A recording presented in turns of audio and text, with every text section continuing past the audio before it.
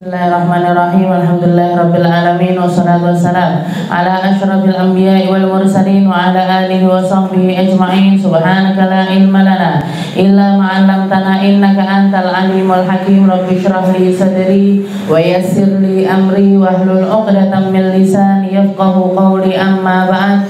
Alhamdulillah ala nikmatil Islam, alhamdulillah ala nikmatil iman, wa kafa biha min ni'mah. Alhamdulillah, segala puji bagi Allah Subhanahu wa Ta'ala. Pagi hari ini kita masih disehatkan oleh Allah Subhanahu wa Ta'ala, sehingga di penghujung hari dari bulan Maulid ini kita masih bisa terus-menerus mencari rasa, terus-menerus mencari sesuatu yang akan menyambungkan kita kepada Nabi Muhammad Sallallahu Alaihi Wasallam, di mana Nabi Muhammad pernah beliau itu melakukan istilahnya bersumpah atas nama Allah Ta'ala bahwasanya demi Allah aku jauh lebih cinta kepada kalian ketimbang orang tua kalian cinta kepada kalian. Bahkan Nabi Muhammad lebih cinta kepada umatnya ketimbang kita mencintai diri kita sendiri.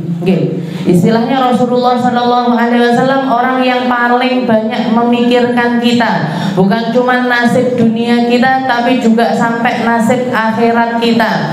Dimana barangkali kita sendiri sebagai pemilik ruh ini, sebagai pemilik jiwa ini, kadang-kadang tidak segan-segan untuk melakukan sesuatu hal yang mendatangkan murkanya Allah Subhanahu wa Ta'ala. Dan Nabi Muhammad orang yang paling tidak rela kita melakukan hal tersebut. Nabi Muhammad yang paling tidak senang, istilahnya yang paling sakit hati ketika kita melakukan maksiat, ketika kita melakukan kesalahan, ketika kita melakukan dosa-dosa, ketika kita melanggar aturannya Allah Subhanahu wa Ta'ala. Yang paling tidak terima atas hal tersebut adalah Nabi kita, Nabi Muhammad Sallallahu Alaihi Wasallam.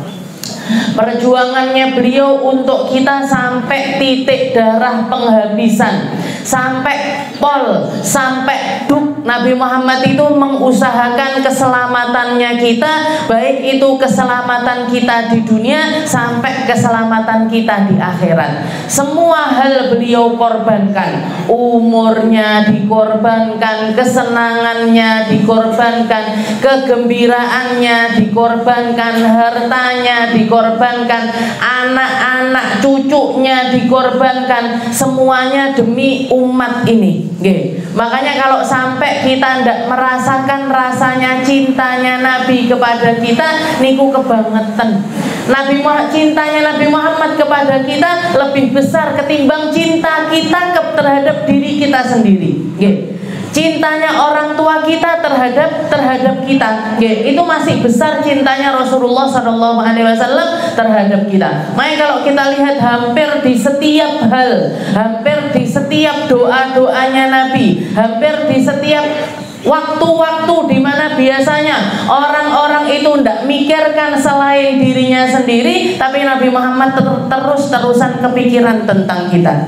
Seperti yang diceritakan ketika Nabi Muhammad bermain-main bersama dua orang cucunya, yaitu Sayyidina Hasan dan juga Sayyidina Husain. Tahu-tahu datang malaikat Jibril mendatangi Nabi sambil mengatakan, "Ya Muhammad, sesungguhnya aku diperintahkan oleh Allah Subhanahu wa Ta'ala untuk memberikan kabar kepada dirimu tentang perihal kedua cucumu." Maka Rasulullah langsung mendudukkan Sayyidina Hasan di pangkuannya yang sebelah kanan dan Sayyidina Husain di pangkuannya yang sebelah kiri. Setelah itu Nabi Muhammad Sallallahu Alaihi Wasallam, setelah itu malaikat Jibril mengatakan kepada beliau, "Ya Muhammad, sesungguhnya Allah Subhanahu wa Ta'ala ingin memberitahukan kabar tentang nasib dua orang putramu ini, tentang nasib dua orang cucumu ini. Minta tolong masalah ininya nanti ditunda setelah ngaji ya. Saya agak tidak bisa konsen nih." Jadi setelah itu Rasulullah Shallallahu Alaihi Wasallam, malaikat Jibril pun mengatakan kepada Nabi Muhammad, "Ya Muhammad, ketahuilah wahai Muhammad tentang akhir hayat dari dua orang cucumu ini. Yang satunya nanti akan mati terpenggal terpisah antara kepala dengan dengan jasadnya, sedangkan yang satu lagi akan mati dalam keadaan diracun. Dua orang cucunya Nabi. Orang kalau orang kita bahkan mengatakan cintanya orang tua ke anak itu sudah besar, tapi tiba ke cucu lebih besar lagi. Nggih napa mboten? Jenengan kan diduakan sama orang tuanya jenengan ketika jenengan punya anak. Nggih. Lebih senang, lebih gembira dengan kedatangan mereka, lebih menyambut tentang kedatangan mereka, lebih istilahnya lebih mendatangkan keceriaan ketika cucu-cucu yang datang ke rumahnya nenek-neneknya, kakek-kakeknya ketimbang anak-anaknya yang datang. Ini Nabi Muhammad dikasih kabar oleh malaikat Jibril bahwasanya dua orang cucu kesayangannya beliau nanti akan wafat, yang satu kepalanya dipenggal, yang satu akan diracun oleh salah satu istrinya. Maka Rasulullah SAW waktu itu beliau cuma nundukkan kepalanya sambil berlinang air mata, tapi yang terucap dari lisan beliau hanya mengatakan raditu billahi rabba. Saya ridho dengan setiap ketentuan yang Allah Subhanahu wa Ta'ala takdirkan terhadap diri saya, terhadap anak-anak saya, terhadap cucu-cucu saya ridho atas setiap qadha dan juga qadarnya Allah Subhanahu wa Ta'ala. Tidak dinyang sama sekali, tidak minta keringanan sama sekali, tidak minta dispensasi sama sekali. Padahal kalau misalkan beliau mau berdoa, beliau mau minta, beliau mau menengadahkan tangannya kepada Allah Subhanahu wa Ta'ala, minta ya Allah ringankan, ya Allah jangan sesadis itu, ya Allah jangan mengerikan itu. Jangan bayangkan, kalau misalkan kita dapat kabar semacam itu, nggak usah ke anak kita sendiri. Kamu nanti mimpi misalkan, jangan mimpi didatangi seseorang yang akan mengatakan kamu nanti akan mati dalam keadaan ketabrak sepur misalkan, naudzubillah. Atau misalkan dapat kabar akan mati dalam keadaan mengenaskan lah istilahnya seperti itu. Kita bangun tidur rasanya nenggone jero dodok, rasanya istilahnya kira-kira seperti apa? Kira-kira kita bakalan gimana? Wes aku mau cedek-cedek rel sepur, saya ndak mau ngelewat. Kalau bisa jalan, kalau perjalanan bisa ndak ngelewati rel sepur, saya akan melakukan. Kenapa? Karena dihantui perkara-perkara istilahnya kabar-kabar yang semacam itu. Ini bukan cuman mimpi. Nabi Muhammad dalam keadaan terjaga didatangi oleh malaikat Jibril, di mana kabar ini juga ndak mungkin salah, ndak mungkin meleset, dan ndak mungkin tidak akan terjadi. Dikabari dengan berita yang semacam itu. Cucunya yang satu akan mati dalam keadaan diracun, yang satunya lagi akan mati dengan keadaan kepalanya dikuburkan di Mesir, badannya dikuburkan di Irak.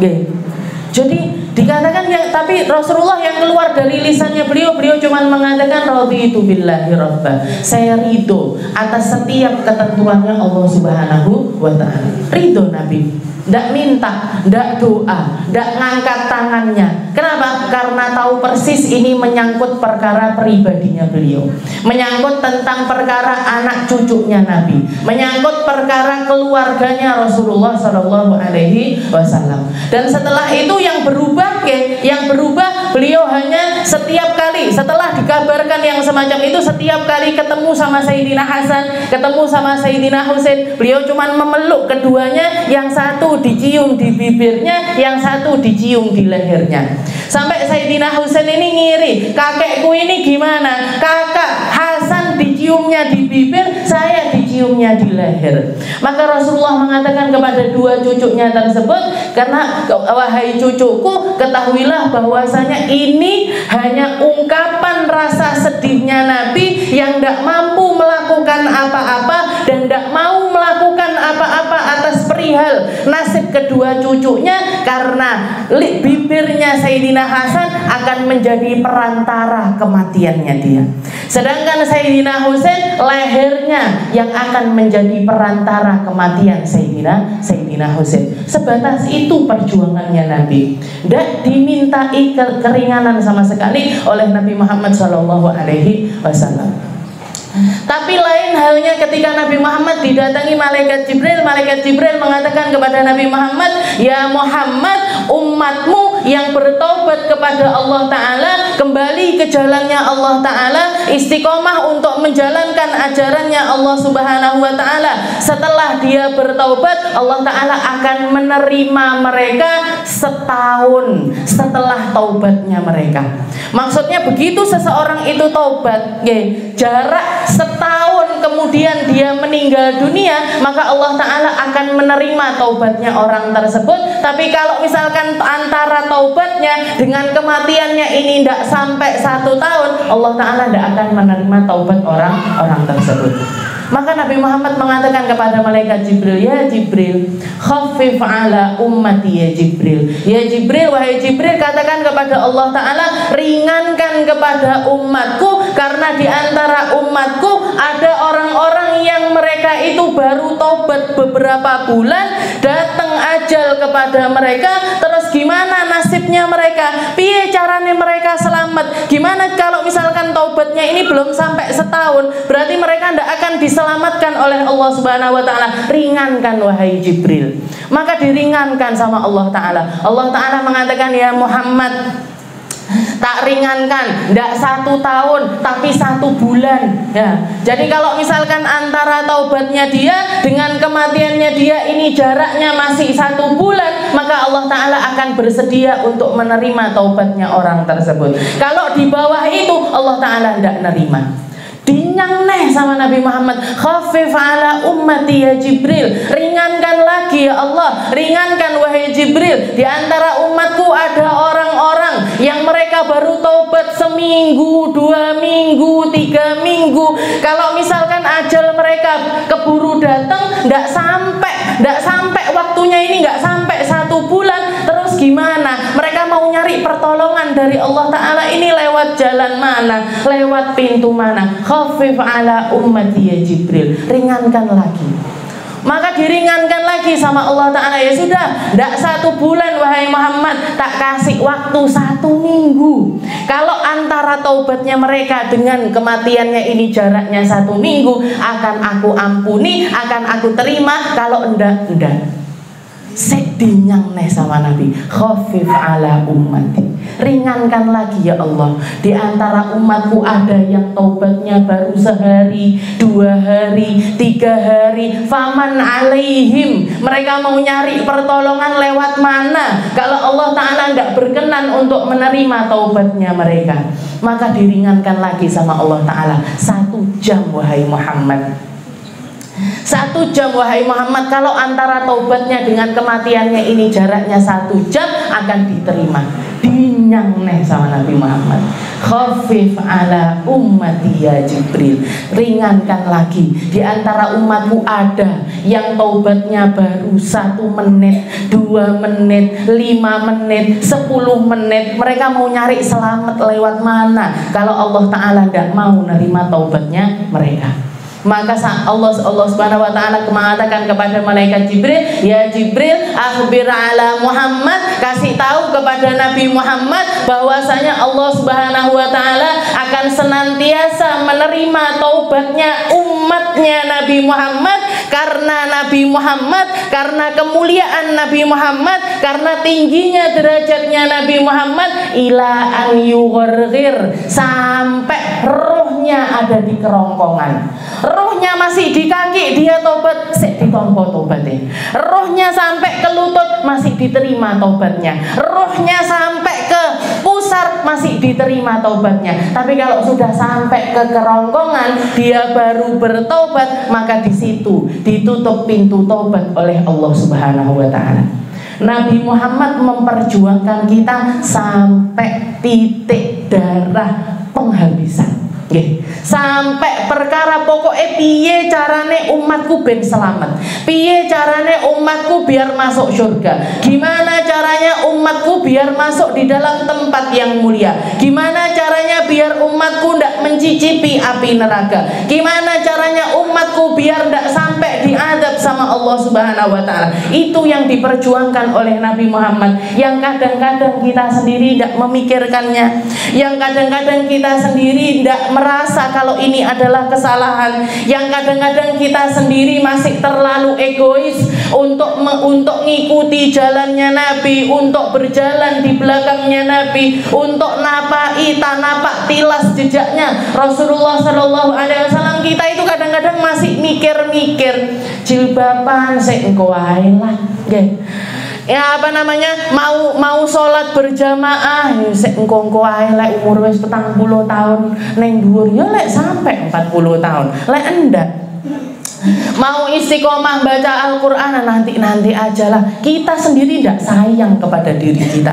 Kita sendiri kadang-kadang tidak memikirkan tentang akhirat kita. Kita sendiri kadang-kadang tidak sungkan-sungkan untuk memasukkan diri kita ke dalam golongannya orang-orang yang tidak diridhoi sama Allah Ta'ala. Kita tidak sungkan-sungkan. Tapi Nabi Muhammad yang selalu mikirkan kita. Di dalam hadis yang lain Rasulullah mengatakan khuyir tuh, saya dikasih pilihan sama Allah Ta'ala antara setengah umatku masuk ke dalam surga wa bainas syafa'ah, atau syafaat itu ada di genggamanku. Maka Nabi fakhtartu syafa'ah, maka aku memilih untuk mendapatkan syafaat ketimbang setengah umatku yang masuk ke dalam surga. Maka Allah Ta'ala ngasih tawaran lagi, tidak setengah wahai Muhammad, 2/3 umatmu yang akan masuk ke dalam surga wa bainas syafa'ah, atau kamu yang megang syafaat. Maka Nabi Muhammad tetap memegang syafaat. Ketika ditanya sama para sahabat, kenapa ya Rasul kok seperti itu? Karena istilahnya gini, semua nabi-nabinya Allah Ta'ala umatnya ada yang iman, ada yang tidak beriman, ada yang selamat, ada yang tidak selamat, ada yang masuk surga, ada yang masuk ke dalam neraka.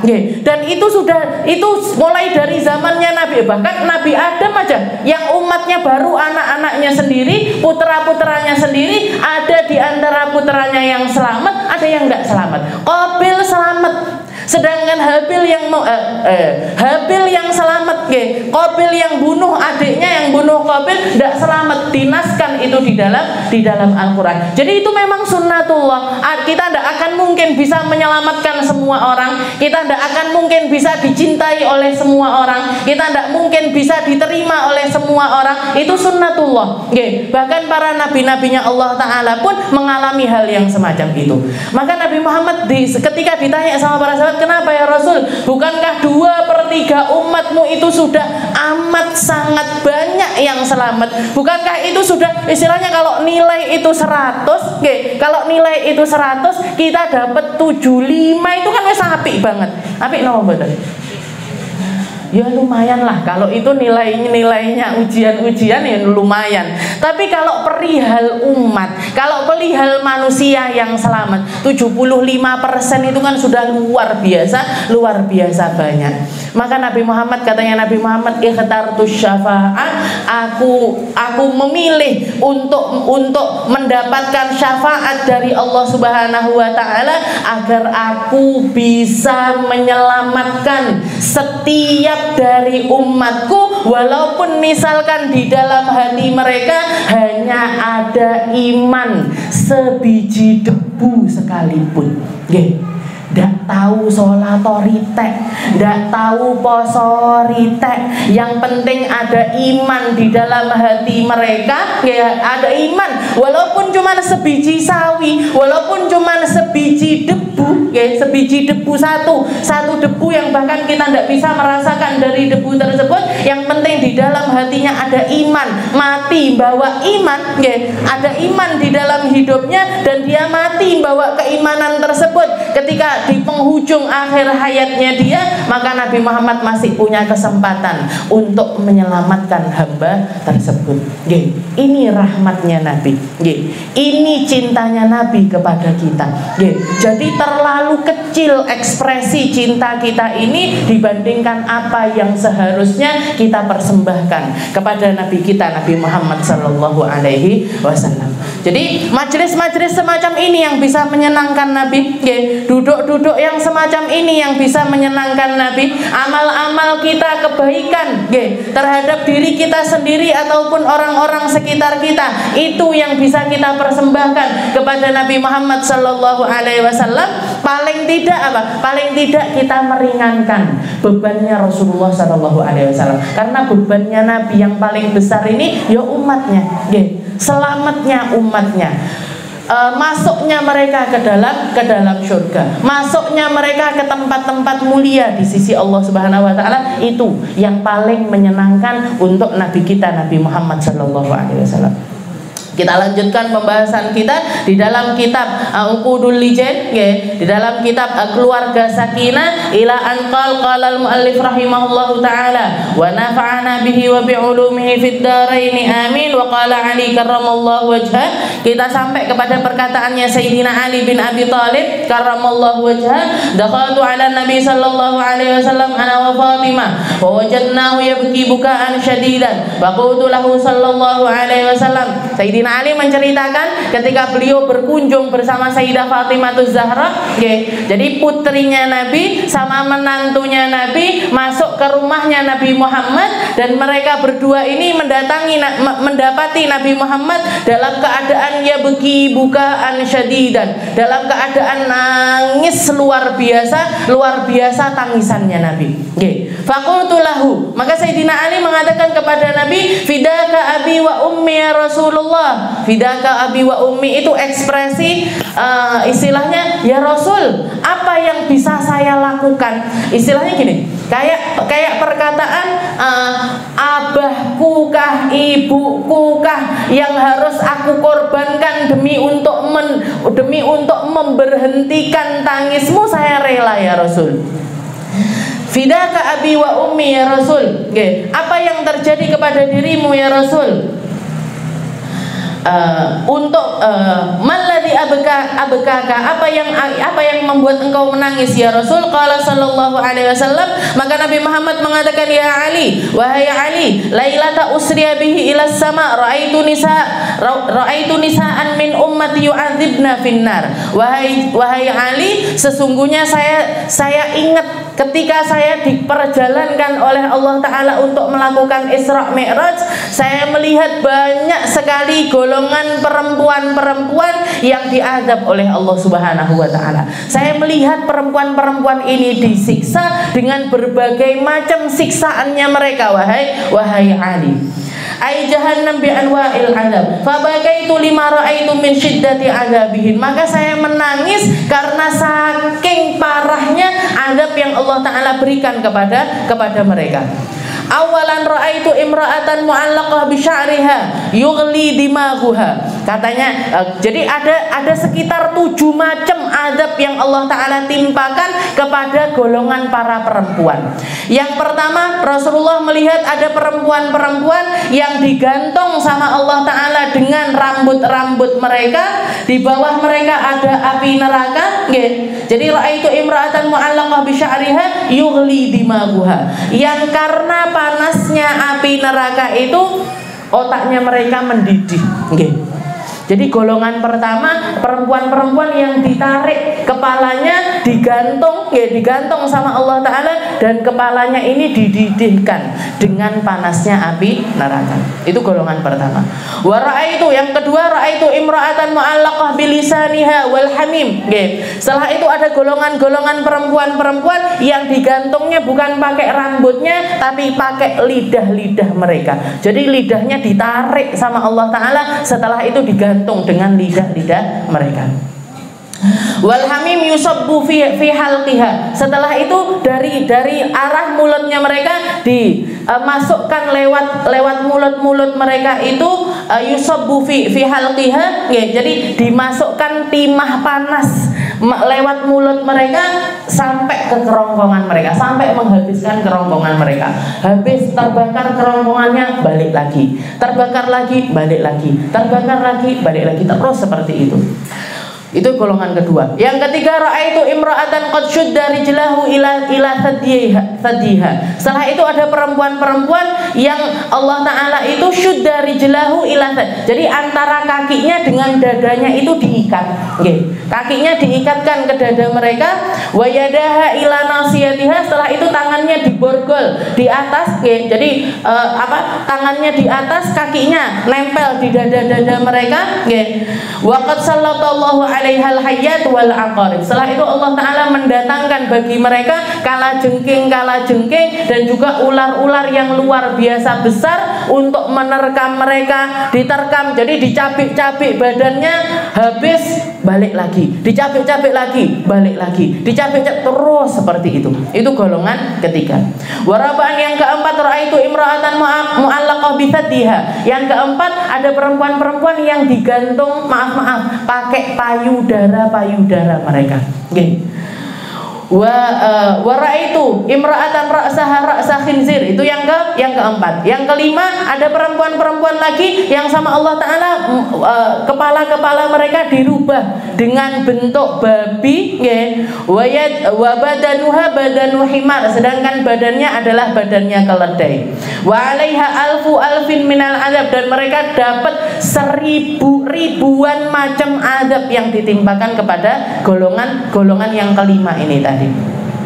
Wasadisan ra'aitu imra'atan ala suratil kalab wan nar tadkhul min fiha. Setelah itu ada perempuan-perempuan yang berubah, badannya itu berubah menjadi seperti seekor anjing, wan nar tadkhulu fi. Setelah itu dari mulutnya dimasukkan api neraka, wa takhruj min duburiha. Setelah itu apinya itu keluar dari arah dubur-dubur mereka.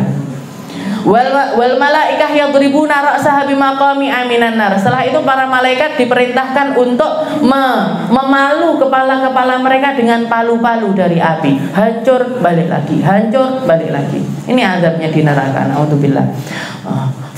Jadi ini yang dilihat sama Nabi, diceritakan kepada Sayyidina Ali dan juga Sayyidah Fatimah Zahra. Jadi Rasulullah melihat macam-macam. Makanya istilahnya gini, orang kalau membayangkan api neraka, haliyahnya orang yang ada di neraka, haliyahnya atau keadaannya orang di neraka itu ndak enak-enake sama sekali. Ndak ada izin minta tolong, ndak ada yang nolong, minta minum, ndak ada yang ngasih minum, minta istirahat dari azab, ndak diistirahatkan. Jadi azab demi azab, tapi ndak mati-mati. Jadi kalau dilihat haliahnya atau keadaannya, rasanya itu kayak orang yang sekarat tapi ndak mati-mati. Sakit luar biasa. Ndak akan ada yang mampu untuk berada di dalam api neraka sedetik aja, kita ndak akan mampu, ndak akan kuat, ndak akan kuat. Makanya seperti itu. Kenapa kok Nabi Muhammad sampai memikirkan kita sampai detik, istilahnya sampai kesempatan terakhir pun Nabi Muhammad kepingin untuk menyelamatkan kita, karena tahu persis di neraka itu ndak enak sama sekali. Ndak akan ada yang kuat berada di dalam neraka. Ini hanya gambaran saja, gambaran tok. Kita kalau mau bayangkan neraka seperti yang digambarkan sama Nabi Muhammad ini, realitanya ribuan kali lebih mengerikan dibandingkan yang dikatakan oleh Rasulullah Shallallahu Alaihi Wasallam. Faqamat Fatimah Zahra, maka Sayyidah Fatimah Zahra berdiri mendatangi Nabi Muhammad sambil mengatakan, ya Habibi wa qurratu aini ma kana a'malu haula. Sayyidah Fatimah mengatakan, ya wahai ayahku, wahai kekasihku, wahai Rasulullah, apa yang mereka lakukan selama di dunia kok sampai Allah Ta'ala itu menimpakan kepada mereka itu azab yang sedemikian mengerikannya. Maka Rasulullah Shallallahu Alaihi Wasallam mengatakan, qala Shallallahu Alaihi Wasallam, ya bunayya, wahai Fatimah, wahai putriku, amal mu'allaqah bi sya'riha fa innaha kanat la tughatti sya'raha minar rijal. Golongan pertama yang digantung dengan rambut-rambut mereka, otaknya dididihkan sama Allah Ta'ala, mereka adalah perempuan-perempuan yang selama hidupnya ndak mau nutupi rambutnya. tidak mau menjaga ifahnya, tidak mau menjaga auratnya dari laki-laki yang bukan mahram.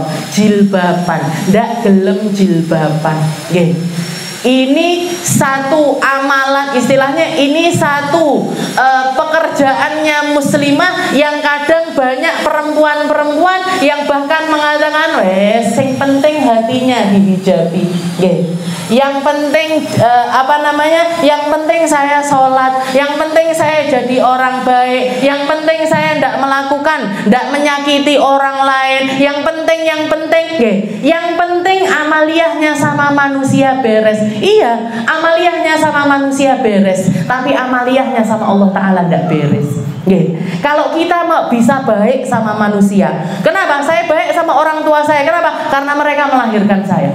Saya baik sama tetangga saya, kenapa? Karena dia juga baik sama saya. Saya baik sama suami saya karena suami saya adalah orang yang mendampingi hidup saya. Saya baik sama anak-anak saya karena mereka adalah anak-anak yang menyenangkan saya. Ini orang-orang yang ada di sekitar kita ini, kita merasa kita harus baik kepada mereka karena ada sesuatu yang kita dapatkan dari mereka. Sedangkan Allah Ta'ala, kalau kita mau nimbang-nimbang apa yang tidak diberikan sama Allah Ta'ala kepada kita, bukankah orang-orang sekitar kita yang kita cintai itu juga anugerahnya Allah Ta'ala untuk kita? Bukankah nafas yang kita hirup ini Allah Ta'ala tidak pernah nagih, tagihannya tidak pernah datang ke kita. Tagihan oksigen bulan ini, PDAM datang terus, listrik datang terus, SPP-nya anak-anaknya jenengan datang terus, tapi tagihan dari Allah Ta'ala ini tidak pernah. Kalau Allah Ta'ala mau nagih detak jantungmu sehari, setiap satu detakan tak hargai Rp1, ada yang bisa bayar? Oksigen yang kita hirup, satu kali hirupan Rp1, ada yang bisa bayar? Tidak bisa, tidak diperhitungkan sama Allah Ta'ala. Semuanya dikasih cuma-cuma. Terus kita masih mau mikir, ketika Allah Ta'ala ngasih perintah-perintah, tutupen auratmu, tutup kepalamu, pakai penutup rambutmu, cuman sekedar nutupi rambut, cuman sehelai kain untuk nutupi bagian kepala kita, nutupi aurat-aurat kita yang lainnya. Dan ketika kita melakukannya, kita akan jauh lebih dihormati orang, kita akan jauh lebih dimengerti orang. Karena ketika seorang perempuan itu berhijab, orang langsung tahu, oh ini muslimah, oh ini perempuan yang ngikuti ajarannya Nabi Muhammad, oh ini orang-orang yang ada aturan-aturan khusus kepada mereka. Kalau kita keluar negeri, misalkan jenengan pergi ke negeri-negeri non muslim, misalkan jenengan pakai kerudung, orang langsung tahu, oh ini muslimah. Ini barangkali kita mau makan sesuatu, mau mampir ke restoran, orang-orang akan tahu, nah bu, ini menu yang tidak halal, ini restoran yang tidak halal, ini makanan yang kamu tidak boleh mengkonsumsinya. Kita akan dikasih tahu dengan sendirinya ada identitas muslimah yang tersemat pada kita. Di samping jaga diri kita, juga jaga harga diri kita. Diri kita terjaga, keluarga kita terjaga, di dunia dijaga sama Allah Ta'ala, di akhirat juga dijaga. Mek selembar kain, kok kita mikirnya yang penting nanti aja jilbabannya, nanti kalau sudah saya tua, nanti kalau sudah umur 50 tahun, nanti ngenyang senengane. Padahal azabnya seperti ini. Jadi golongan pertama katanya Nabi Muhammad, mereka yang ditarik rambutnya, digantung dengan rambut-rambut mereka, dan kepalanya dididihkan sama Allah Ta'ala mereka. Jadi ini la tughatti sya'raha, mereka yang tidak menutup rambutnya dari laki-laki yang bukan mahram.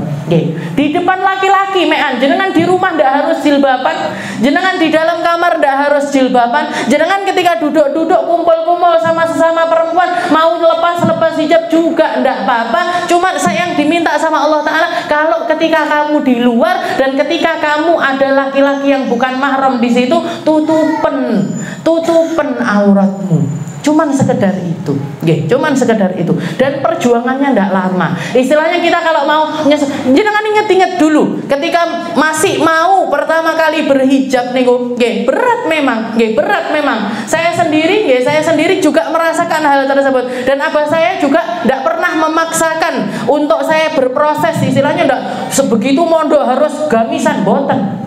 Saya dulu mondok, pulang dari pondok pertama kali saya pakai celana, masih pakai celana, keluarnya itu pakai celana, pakai kaos, jilbabnya yo mek diunyer-unyer nih gitu dok. Tapi setelah itu dengan berproses, dengan semakin ngerti, dengan semakin paham, dengan semakin belajar dan lain sebagainya, akhirnya pakai yang lebih longgar, pakai yang lebih besar, sampai akhirnya bercadar. Itu semuanya prosesnya berjalan begitu saja. Tidak ada pemaksaan dari orang tua. Nah, tapi yang salah atau istilahnya yang tidak benar itu ketika kita stuck, yang kita tidak ada usaha sama sekali untuk mengusahakan bahwasanya ini adalah syariatnya Allah Ta'ala dan saya harus berproses menuju hal tersebut. Piye carane biar saya jilbaban ini tidak berat, gimana caranya biar rasa saya berhijab ini saya lebih nyaman, saya merasakan bahwasanya ini adalah identitas kemuslimahan saya dan saya patut berbangga atas hal tersebut. Jadi sama Nabi Muhammad melihat hal tersebut dan beliau menangis luar biasa karena melihat nasibnya para perempuan tersebut. Ini golongan pertama. Wa amal mu'allaqah min lisaniha fa innaha kanat tu'di zaujaha. Sedangkan golongan kedua yang lisannya ditarik sama Allah Ta'ala, digantungkan dengan lisan-lisan mereka, dimasukkan timah panas ke tempat tersebut, mereka adalah para istri-istri yang seringkali menyakiti hati suami-suami mereka. Makanya omongannya dijaga bu. Kalau mau ngomong sak ngomong, mau bicara sak bicara, mikir dulu baru bicara. Ini kita harus belajar sama laki-laki. Harus belajar sama laki-laki di dalam ngontrol omongan. Perempuan ini biasanya omong dhisik lagi mikir. Lek omong dhisik lagi mikir ini mesti banyak salahnya. Karena berarti omongannya ini omongannya orang ndak mikir, gitu. Yang keluar ini tadi omongannya orang ndak mikir. Orang ketika ndak mikir, orang ketika otaknya lepas, ketika ndak mengikut sertakan akal di dalam tindak tanduknya mereka, keplesetnya mesti, bener belum tentu. Keplesetnya pasti, benernya belum tentu. Lek wis kepleset, dosanya pasti akan banyak ketimbang pahala yang dia dapatkan. Makanya kita belajar. Nabi Muhammad sampai mengatakan belajar. Para sahabat itu mengatakan belajarlah diam sebagaimana kamu belajar bicara. Kita belajar bicara kata per kata, satu per satu. Begitu juga, belajar diem dulu. Setelah itu kalau mau ngomong gimana? Mikir dulu baru ngomong. Omongan saya nyakitin ndak ya? Omongan saya bikin dia tersinggung ndak ya? Terutama sama siapa? Terutama sama suami-suami. Suami-suami kita, sama suami kita. Jadi ini katanya beliau, yang golongan kedua amal mu'allaqah min lisaniha fa innaha kanat tu'di zaujaha. Jadi perempuan-perempuan yang seringkali menyakiti hati suami mereka. Yang ketiga wa amal mu'allaqah bi thadyiha, yang golongan ketiga yang maaf digantungkan dengan payudara mereka, fa innaha kanat tu'ti firasha zaujiha. Mereka yang berkhianat atas suami-suami mereka. Jadi mengizinkan laki-laki lain untuk menikmati dirinya, untuk masuk ke dalam kamarnya, untuk menerjang privasinya, tidak sungkan-sungkan sama laki-laki yang bukan mahramnya, mereka akan diadab dengan cara yang semacam itu. Fa innaha kanat tu'ti firasha zaujiha. Jadi berkhianat di belakang suaminya, selingkuh zahir ataupun batin. Tapi kalau ini yang sampai terang-terang, yang sampai terjerumus ke dalam perzinahan, kepada laki. Jadi dia sudah punya suami tapi selingkuh. Jadi istilahnya gini, ada yang halal nyari yang haram, Ada yang benar nyari yang salah, ada yang lurus nyari yang ndak lurus, nyari yang ndak lurus. Maka Allah Ta'ala mengadab mereka dengan cara yang semacam ini. Jadi digantungkan dengan payudara mereka, setelah itu seperti itulah, medeni pokoknya, tidak mungkin enak lah istilahnya. Wa amalati syudda rijlahu ila thadiyah wa yadaha ila nasiyati wa qad sallallahu alaiha al-hayyat wal aqarib fa innaha kanat la taghtasil min al-janabah wal hayd wa tastahzi bis salah. Setelah itu golongan yang sama Allah Ta'ala kakinya ditempelkan ke payudara mereka, setelah itu tangannya diikatkan di atas kepala mereka, setelah itu Allah Ta'ala mendatangkan ular-ular dan juga kalajengking untuk mencabik mereka adalah perempuan-perempuan yang kena haid, kena nifas, kena haid, kena nifas ataupun janabah, janabah itu junub, jadi habis melakukan hubungan suami istri, tapi mereka la taghtasil, seringkali tidak mandi setelahnya, jadi dalam keadaan berhadas besar tidak mandi, watas tahzik bis shalah, dan meremehkan dengan perkara sholat mereka. Makanya ilmu haid, ilmu nifas, ilmu istihadah itu harusnya perempuan ngerti betul tentang perkara tersebut. Setelah itu kalau sudah suci, habis haid, istilahnya sudah kedapatan putih bersih, dan mandi. Setelah mandi cepet-cepet sholat, cepet-cepet sholat, enggak terus ditunda sengkuai lah. Pisan, misalkan sucinya subuh, misalkan suci jenengan mau berangkat ke sini tadi misalkan jam 6 atau jam 7, dilihat sudah bersih, wes engko wae lah, engko sore, misalkan. Mandi sucinya, mandi biasanya mungkin langsung mandi, tapi mandi sucinya raful janabahnya ditunda-tunda. Biar apa? Nanti sholat duhur, asar pisanai karo maghrib isya misalkan. Jadi ini golongan-golongan yang dimurkai sama Allah Subhanahu wa taala. Wa amalati ra'saha ra'su khinzir wa badanuha badanu himar fa innaha kanat namamah kadzdzabah. Kalau perempuan yang badannya diserupakan sama Allah Taala kayak keledai, kepalanya babi, mereka adalah perempuan-perempuan yang seringkali melakukan namamah. Namamah itu napa? Namamah itu adu domba. Ngomong di sini begini, ngomong di situ begitu, tujuannya adalah agar yang ini sama yang ini tukaran. Jadi di depan si A ngelek-ngelek si B, di depan si B ngelek-ngelek si A. Tujuannya apa? Biar A sama B ini tadi tukaran. Jadi datang ke sini, ikut kelompok-kelompok perempuan-perempuan ikut warisan di sini, ikut arisan di sini, ikut kumpulan di sini, ikut kumpulan di sini, ikut. Tapi kerjaannya nyari aibnya orang, nyari kekurangannya orang, nyari gosip-gosip tentang orang untuk kemudian disebar-sebarkan kepada orang lain. Maka sama Allah Ta'ala diazab dengan cara yang semacam itu. Badannya diserupakan seperti keledai, kepalanya diserupakan seperti babi. Namamah bukan cuma namamah. Kalau sudah namimah ini gandengannya mesti satunya lagi. Kadzdzabah itu tukang dusta. Jadi omongannya ini dikelongi ngarepe, dikelongi iki, dikasih aksesoris ini, aksesoris itu dan lain sebagainya. Jadi terjadi kebohongan di situ. Kalau yang sekarang juga bukan cuma omongan pakai lisan saja, kadang-kadang pakai HP juga. Omongannya sama ini di screenshot, saya nggak sesuai dipotong-potong, dikirimkan ke temennya yang ini. Yang ini juga gitu, dikelong-kelongi di sini, dikirimkan ke sini. Ini mesti gandengan ini. Kalau sudah dia ahli adu domba, mesti juga adalah ahli dusta.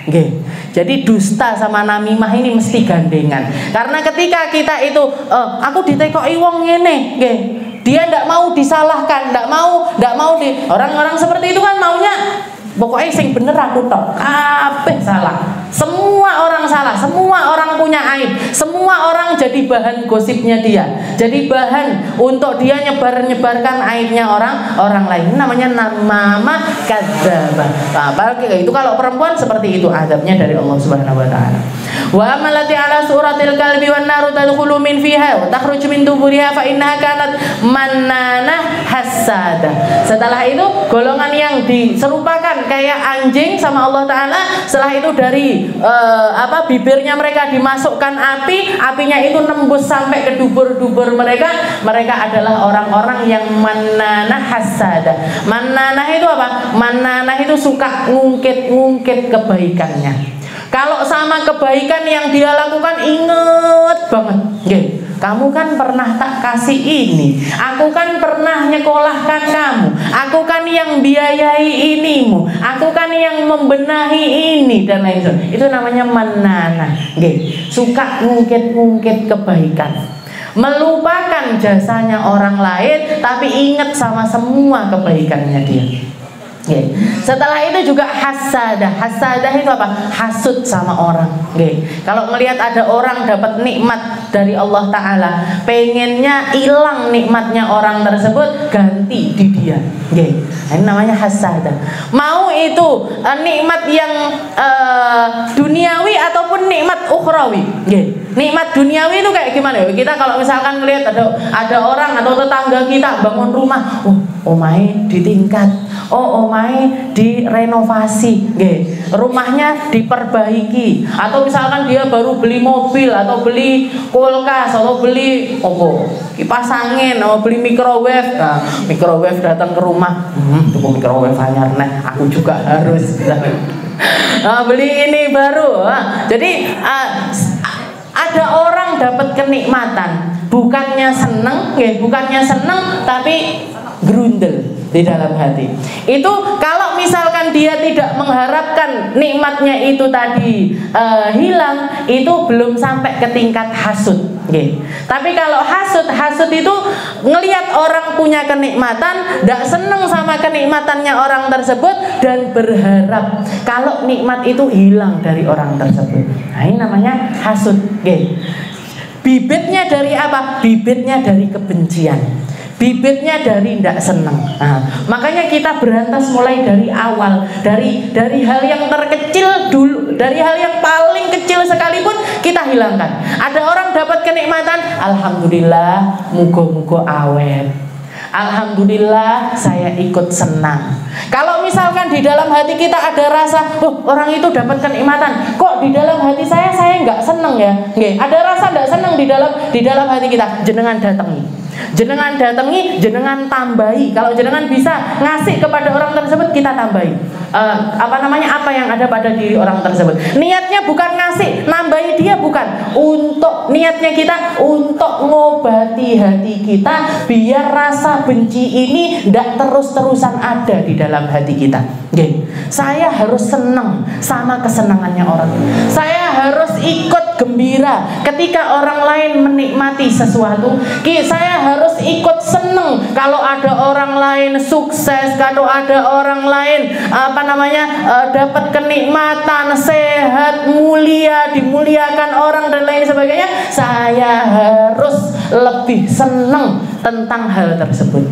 Jangan izinkan kebencian masuk ke dalam diri kita. Karena kebencian kalau dipelihara, kalau kita pelihara, nanti masuknya sampai ke situ, hasud. Hasud, kalau sudah hasud, angel diobati. Walaupun bukan tidak mungkin untuk kita ngobati. Saya orang yang kayak gitu misalkan. Saya orang yang kayak gitu. Ngelihat orang dapat kenikmatan, ada orang kumpul-kumpul kebaikan, kok saya malah tidak seneng ya. Pengennya malah itu tadi bubar dan lain sebagainya. Ini ada yang salah ini. Usahanya harus lebih besar. Kalau kita sadar di dalam diri kita sudah ada yang namanya hasud ini tadi, kita usahanya harus jauh lebih besar lagi untuk ngobati.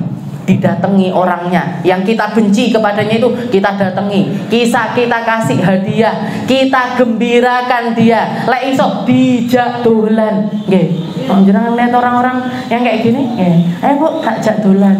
Ayo Bu, ngopi bareng saya. Ayo Bu, ngafe bareng saya, bakso bareng. Kalau perlu jenengan, Bu, tak umrohkan apa piye? Bu, tak kasih tiket ya, dolan ke sini. Niatnya bukan untuk apa-apa, tapi tapi untuk ngobati nih, ngobati apa yang ada. Ini tidak baik, ini tidak benar, ini salah dan harus diobati. Jangan sampai mati bawa hasud, jangan sampai mati bawa benci. Makanya salah satu doa yang diajarkan oleh Allah Ta'ala, wala taj'al fi qulubina ghillan lil ladzina amanu. Ya Allah, jangan sampai saya mati di dalam hati saya bawa kebencian sekecil apapun kepada setiap hamba yang beriman kepada Allah Subhanahu wa Ta'ala.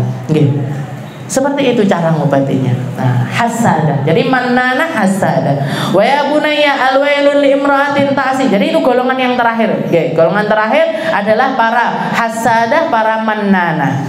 Setelah itu Rasulullah menambahkan kepada Sayyidah Fatimah, ya bunayya alwail li imra'atin ta'si zaujaha. Wahai Fatimah, sesungguhnya neraka wail tempatnya. Neraka wail. Kenapa kok dinamakan wail? Karena di dalam neraka tersebut wail itu artinya apa namanya? Hinaan, cemoohan atau apa nggih? Jadi kayak laknat dari Allah Ta'ala itu selalu berseliweran di tempat tersebut. Jadi bukan badannya disiksa, jasadnya disiksa sama Allah Ta'ala, pandangannya disiksa sama Allah Ta'ala, bahkan sampai pendengarannya pun juga disiksa sama Allah Ta'ala. Jadi hinaan, cemooh itu selalu terdengar di neraka yang namanya wail ini tadi. Neraka wail namanya. Wailun li imra'atin ta'si zaujaha. Neraka wail tempatnya bagi para perempuan yang bermaksiat kepada suaminya. Entah itu berkhianat, entah itu ngomong yang tidak benar, entah itu menyakiti hatinya ataupun menyakiti fisiknya. Semuanya adalah sesuatu yang tidak diridhoi sama Allah Subhanahu wa Ta'ala. Makanya saya kadang-kadang itu sekarang itu kalau ngelihat video-video yang seliweran di sosial media itu kadang-kadang miris saya. Perempuan ini kan yang digalakkan sama orang sekarang itu perempuan harus setara sama laki-laki. Perempuan istilahnya di rumah tangga itu kita itu partner ya, sama-sama nyuci bareng, bersih rumah bersama dan lain sebagainya. Itu masih, kalau seperti itu memang Nabi Muhammad pun mengajarkan hal yang semacam itu. Tapi kalau sampai perempuan merasa untuk tidak perlu menghormati suami yang ada di sampingnya, ini yang masalah. Yang kayak niku saya ngelihat keluarga makan bersama-sama, makan bersama, suaminya makan, anaknya tidak mau makan sayur, suaminya juga tidak mau makan sayur, sama istrinya ditutuk katek panci tuing untuk mencontohkan ke anak-anaknya biar mau makan sayur. Yang dikorbankan suaminya, tidak ada harganya sama sekali suaminya sampean. Nah ini yang harus, istilahnya yang harus kita fahamkan ke anak-anak kita, ke orang-orang setelah kita, ke anak cucu kita, bahwasanya di dalam Islam suami tetap harus jadi prioritas utama. Istilahnya kepala keluarga itu ya suami. Perempuan tetap harus selalu jadi makmum.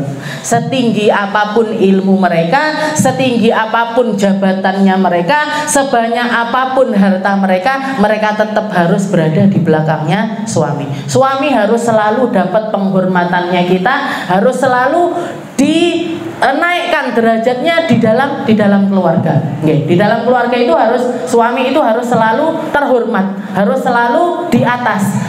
Apa yang menjadi keputusannya harus menjadi keputusan mutlak di keluarga tersebut, kecuali kalau mereka memerintahkan perkara-perkara yang maksiat, perkara-perkara yang menyalahi aturannya Allah Subhanahu wa Ta'ala. Walhasil, setelah itu disimpulkan di sini anna zauj li zaujah kal walid lil walad li'anna ta'atal walad li walihi wa talabu ridahu wajib wa la yajibu dzalika 'ala zauj. Jadi intinya suami sama istri itu kedudukannya kayak anak sama orang tua.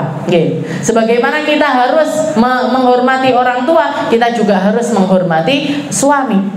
Karena ridhonya suami jadi kunci ridhonya Allah Ta'ala kepada kita, dan murkanya suami juga jadi kunci murkanya Allah Ta'ala kepada kita. Jadi setara, hormatnya kita sama orang tua sama hormatnya kita sama suami itu harus setara. Bahkan kalau kita sebagai seorang istri, yang kita menangkan adalah ridhonya suami di atas ridho orang tua kita. Tapi bisa yuk semuanya ridho. Ridhonya orang tua kita dapat, ridhonya suami juga kita dapatkan. Faidatun jadilah warwiya an Abi Hurairah radhiyallahu taala anhu annahu qala wallahu a'lam bissawab. Insyaallah kita lanjutkan di pertemuan yang selanjutnya.